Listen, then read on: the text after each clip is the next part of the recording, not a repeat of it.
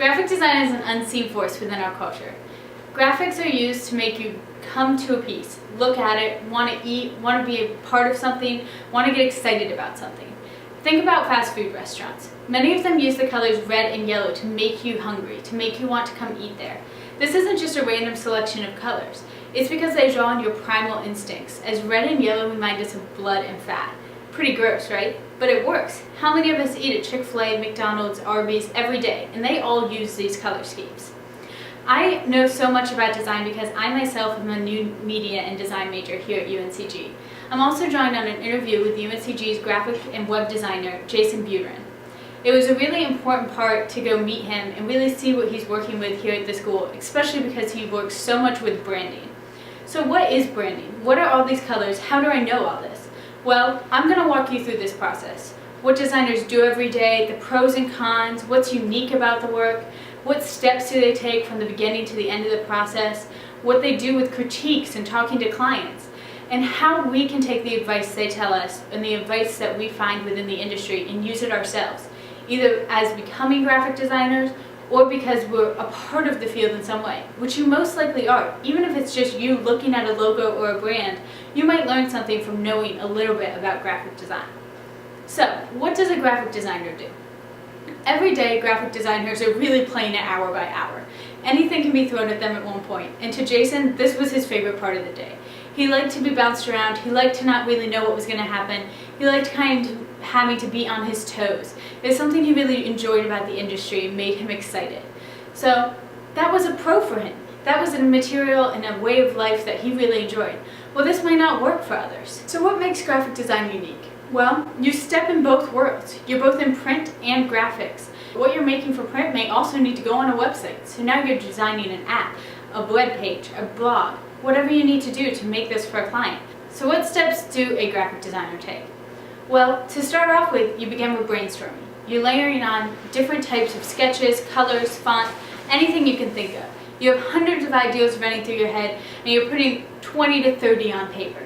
But then you have to narrow yourself down. You have to present about 2 or 3 to a client, making sure they get an idea of things. They can select, okay, I like that font, I like that color, I like these aspects, now put them together to make me this. It's called Frankensteining, as Jason said. You also really want to take into consideration branding. Branding uses icons, colors for a specific company or university, let's say, that really needs a consistency. Mr. Buterin went into this a lot with me. For example, UNCG had to really go into its websites. It had to redesign, make them all flow and look the same. Because if you were on one website that didn't look anything like UNCG's or what you thought was UNCG's brand, and then you're on another and it looks completely different, you're going to lose the person. They're going to get bored, they're going to get frustrated, and they're going to leave. They want to be able to know where they are, that it's the right site, that they're in the right place, and that this is where they want to be. So you have to make that clear to them through colors, images, logos, icons. All of these play together to make sure someone knows what's happening.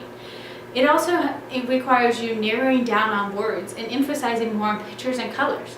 This is something that's just happening in our daily society through social media and all sorts of different areas of our world that people just don't want to read anymore. They get bored. They want to see colors and pictures. They want to get an idea and an information quickly. They don't want to have to sit down and read a paragraph to know what's going on. So designers are challenged to really minimize their work and make it something that someone can glance at and know exactly what they're looking at. And that's what graphic design is all about. So what should we take about graphic design? What should we know about it? Well, from Mr. Buterin, he said that we really want to take into advantage what we love. Just do it was what he said.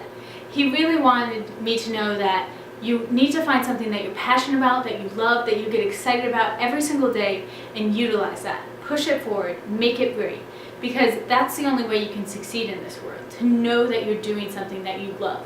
Because as I've been told by many of my professors, if you love it, you'll be successful, no matter what the statistics, the job offerings, anything like that. If you love it, you can do great in it. And that's something that he really pushed me towards as well, and I find really important for anyone in any field. It's also important to remember all those sorts of aspects of branding, colors, and use those for yourself even. If you're a blogger, if you have your own personal Instagram, Facebook page, and you're showing this to clients or potential employers, it's important to have a consistent view across all of them so they know who you are and they know what's going on. So So overall, we've covered a lot about graphic design, but we've really talked about what a designer does, what are the steps they take in a particular project, and how we can use graphic design within our own world and advice that is important to everyone within graphic design. Thank you.